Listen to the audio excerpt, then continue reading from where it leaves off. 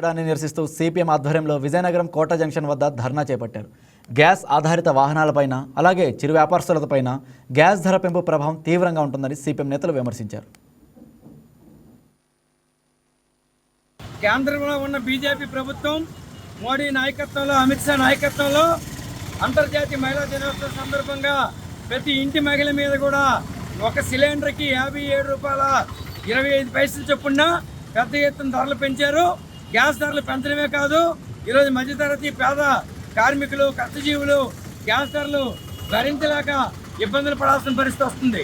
రెండో వైపున ఉచితంగా ఇస్తామన్నటువంటి గ్యాస్ సిలిండర్లకి చంద్రబాబు నాయుడు ప్రభుత్వం గ్యాస్ ఇవ్వకుండా మీరు ముందు ఇడిపించుకోండి, తర్వాత డబ్బులు వేస్తామని చెప్పేసి మాయ మాటలు చెప్పడం సరైంది కాదు. తక్షణమే ఉచిత గ్యాస్ సిలిండర్లు అందరికి అందించాలి. అలాగే మూడోది, ఈరోజు గ్యాస్ ఆధారితంగా అనేక వాహనాలు నడుస్తున్నాయి. కార్లు కానీ, టాటా ఏసీలు కానీ, ఆటోలు కానీ, ఇవన్నీ కూడా అనేక రకాల వ్యాపారాలతో నడుస్తున్నటువంటి వాళ్ళకి ఈ భారం మరింత ఎక్కువ అవుతుంది. కాబట్టి గ్యాస్ ధరలు తగ్గించకపోతే రాబోయే కాలంలో మరింత ప్రజలు ఇబ్బంది పడాలి.